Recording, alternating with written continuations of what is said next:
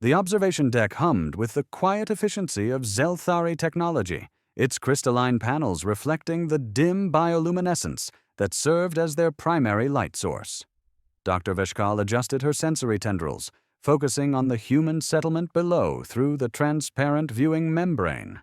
The creatures moved through their colony with that peculiar gait, all jerking limbs and uncoordinated mass, so different from the flowing grace of her own people. She had been observing them for 3 standard cycles now, ever since the Concordance had established first contact with this bizarre species. The humans called their world Earth, and they had greeted the Zelthari with a mixture of excitement and caution that Veshkal found endlessly fascinating. They were a contradiction, these humans, soft-bodied and fragile, yet they had conquered their star system through sheer persistence. Their minds were chaotic, closed off in individual skulls, rather than flowing freely through the collective consciousness that civilized species enjoyed. The very thought of such isolation made Veshkal's chromatophores ripple with discomfort. "Doctor, you should rest." Her assistant Kether pulsed through their shared neural link, his concern manifesting as warm amber waves across his translucent skin. "You have been monitoring them without pause." "I cannot," Veshkal responded, her thoughts tinged with the violet of academic obsession. "There is something we are missing, something fundamental about their biology that defies our models." It was true.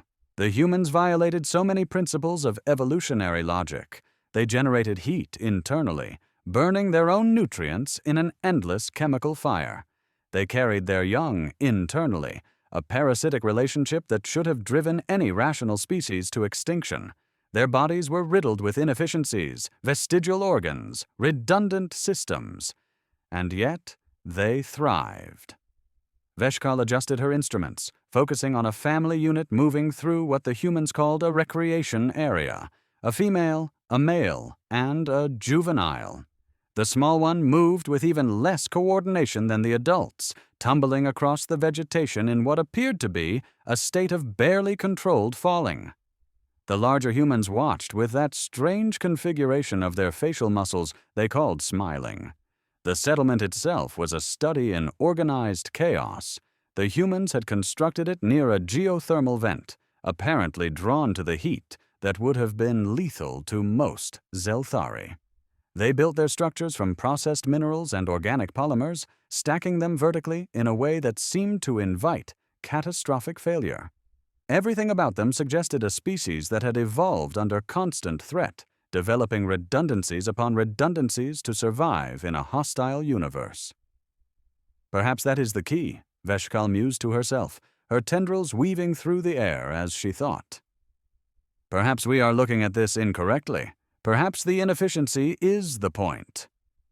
Before Kether could respond, an alarm pulsed through the observation deck, not the shrill warning of immediate danger, but the subtle shift in frequency that indicated an anomalous event below. Veshkal's attention snapped to the viewing membrane. One of the human structures was collapsing. The building had been under construction, a skeletal framework of metal supports and prefabricated panels. Something had failed in its foundation, and now the entire upper section was tilting, breaking apart, tumbling down in a cascade of twisted metal and shattered composite material. The humans below scattered, their movements suddenly coordinated in a way Veshkal had never witnessed. They flowed away from the collapse with an efficiency that spoke of deep evolutionary programming. All except 2. The juvenile from the family unit had been playing beneath the structure, and now a massive piece of the framework, easily weighing several thousand standard units, had pinned the small creature to the ground. The female human, the one they had been observing moments before, did not run away from the debris. She ran toward it. "Fascinating," Veshkal whispered, though the word felt inadequate. "She is exhibiting the pack-bonding behavior we documented. She will attempt to summon help." But the female did not call out. She did not signal for assistance. Instead, she positioned herself at the edge of the wreckage, placing her soft hands beneath the twisted metal beam that trapped her offspring. And then she lifted. Veshkal's chromatophores flashed white with shock. The readings pouring into her instruments could not be correct. The mass of the debris was impossible for a creature of the human's size and musculature to move. The laws of physics themselves should have prevented what she was witnessing. Yet the metal was rising. Centimeter by centimeter, the beam lifted off the small human. The female's face had transformed, her features contorting into something that looked nothing like the placid expressions Veshkal had catalogued. Her mouth was open, sounds emerging that registered on the audio sensors as a sustained, guttural roar. Her skin flushed deep red, vessels visibly distending beneath the surface. "Kether, are you seeing this?" Veshkal's thoughts crackled with static, her carefully maintained composure fracturing. "Run the calculations. Tell me this is sensor malfunction." Her assistant's response came back laced with the silver gray of confused terror. "No malfunction, Doctor. The readings are accurate. She is generating force output that exceeds her baseline capacity by a factor of 12, 14, 16. The beam continued to rise. Other humans had arrived now, pulling the juvenile free from beneath the wreckage. The small one was damaged but alive, its cries joining the mother's sustained vocalization in a discordant harmony. And then, as suddenly as the impossible strength had manifested, it vanished. The female's legs buckled. The beam crashed back down, no longer supported by the incomprehensible force that had defied gravitational mathematics. The other humans caught her as she collapsed, her body convulsing, limbs spasming in a way that suggested catastrophic system failure. Veshkal initiated an emergency medical scan, her instruments flooding the human female with diagnostic radiation. What she saw made her sensory tendrils coil in primal revulsion. The creature's muscle tissue was destroying itself. Microscopic tears appeared throughout her musculature, fibers ripping apart at the cellular level. Her internal temperature had spiked to levels that should have denaturated her proteins. Her cardiovascular system was hemorrhaging in dozens of places, small vessels rupturing under pressure they were never designed to withstand. Her skeletal structure showed microfractures in load-bearing bones. She had torn herself apart from the inside. "This is not possible," Veshkal pulsed, her thoughts emanating the deep purple of existential dread. Conservation of energy, thermodynamics. She cannot have generated that much force from chemical reactions alone. The fuel simply is not there. But Kether was already running the calculations, his processing speed enhanced by direct neural interface with the observation deck's computational matrix. The results came back in waves of cascading data, each more disturbing than the last. "Doctor," his thoughts tasted of ashes and vacuum. The energy did not come from chemical processes, or rather, not entirely. The majority of the force generation appears to have come from sacrificial destruction of her own biological substrate. "Explain." "She consumed herself, Doctor. Her body broke down muscle tissue in real time, converting structural proteins into immediate energy through a process our models cannot fully map. It is as if she burned her own flesh as fuel." Veshkal watched as human medical personnel arrived, loading the female onto a transport. She was still conscious, her eyes locked on the small human she had saved. Even in her damaged state, even as her body cannibalized itself, her facial configuration suggested satisfaction. "Summon the Xenobiology Council," Veshkal commanded, her thoughts now edged with the crimson of alarm. "All of them, immediately." The council chamber was a sphere of living crystal, its walls resonating with the combined consciousness of 17 species' greatest scientific minds. Veshkal floated at the center, her presentation matrix projecting holographic data in spiraling patterns around her. "Esteemed colleagues," she began, her thoughts carefully modulated to reach all present minds simultaneously. "What I am about to show you will challenge our fundamental understanding of biological possibility." She replayed the incident, the footage enhanced and analyzed from every angle. The council observed in silence, though Veshkal could feel the ripples of disbelief emanating from the assembled consciousness. When the footage ended, she continued. We have analyzed this event from every conceivable perspective. The conclusion is unavoidable. The human female generated approximately 23,000 standard units of force over a sustained period of 9.4 seconds. The energy required exceeds her body's stored chemical potential by a factor of nearly 30. Then your instruments are flawed, projected Counselor Thexim, a crystalline whose species had abandoned biological forms eons ago. His thoughts carried the brittle certainty of mathematical proof. I considered that possibility, Veshkal responded, flooding the chamber with her raw data. I have verified the readings across 17 independent sensor arrays. I have consulted with quantum engineers, thermodynamic specialists, and temporal mechanics experts. The readings are accurate. Then explain the energy differential, demanded Counselor Cheray, her squid-like form pulsing with agitated bioluminescence. Energy cannot be created from nothing.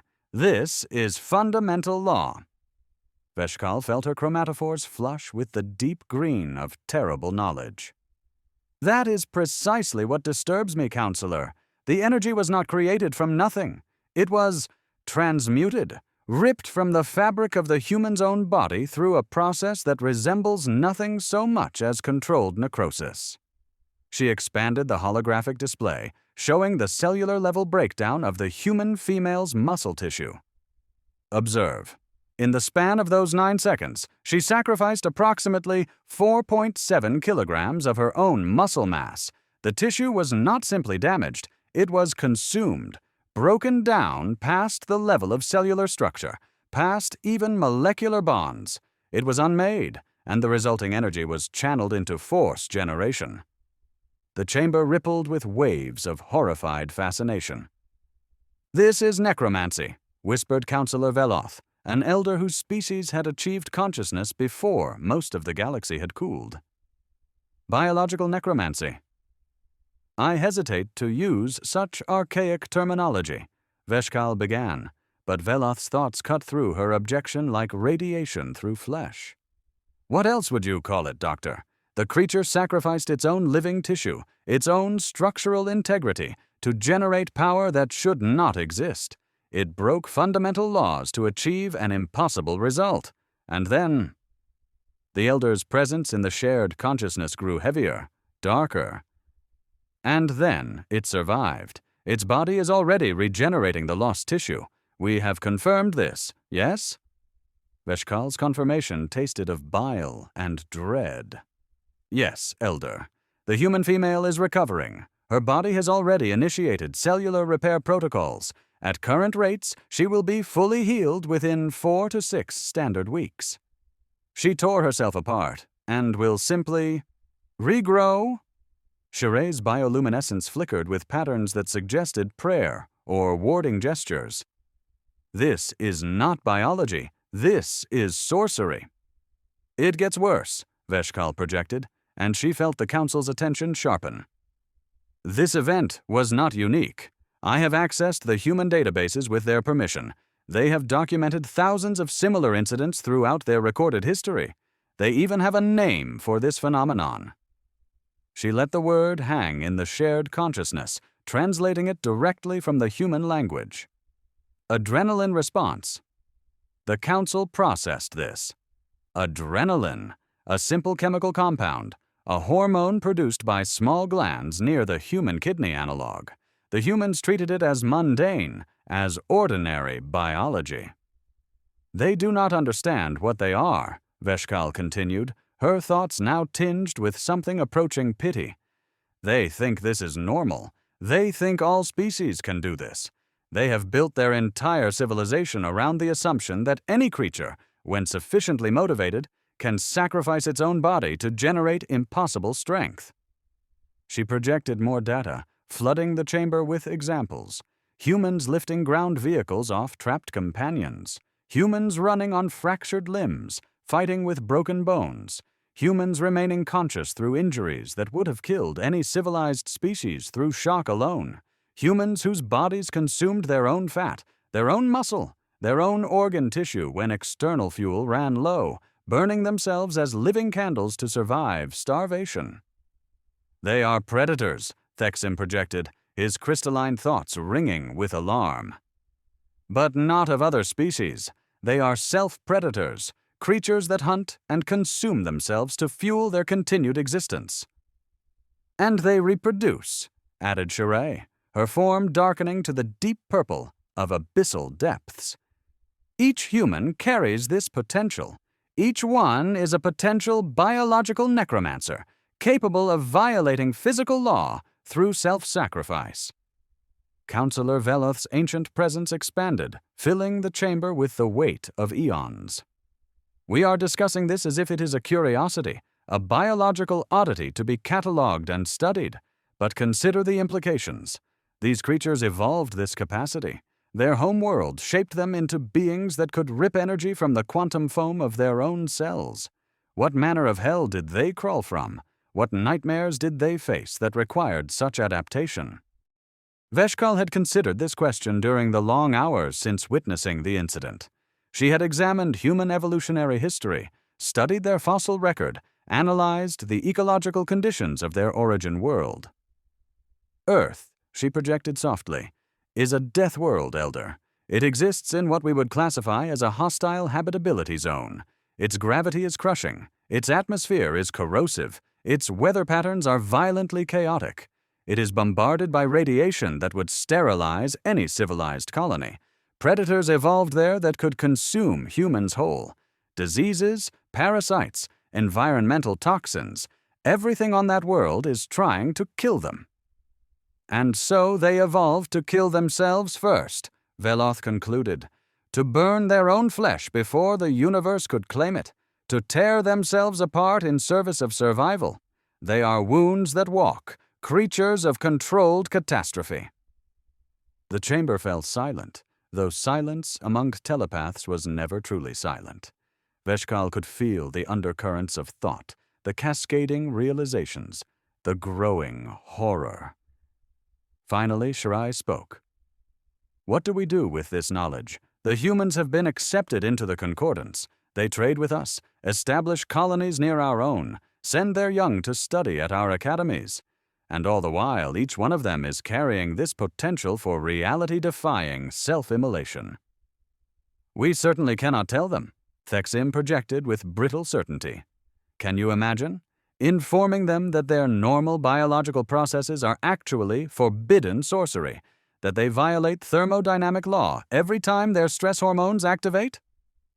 They would not believe us, Veshkal agreed. I have reviewed their scientific literature. They have measured and studied this adrenaline response extensively. They understand it as a chemical cascade, nothing more. They have no framework for comprehending what they actually are. Then we are left with a choice. Veloth's thoughts resonated through the crystal walls. We can quarantine them, restrict their expansion, treat them as the existential threat their biology represents. Or... The elder paused, and Veshkal felt the weight of terrible wisdom in that hesitation. Or we can accept that we live in a universe stranger than we imagined, that the laws we thought were fundamental are merely guidelines, that biological necromancy is not sorcery, but simply another path evolution can take, given sufficient pressure and time. Veshkal thought of the human female, her body broken and healing, her offspring safe because she had been willing to unmake herself. She thought of a species that had clawed its way up from a death world by learning to burn themselves as fuel.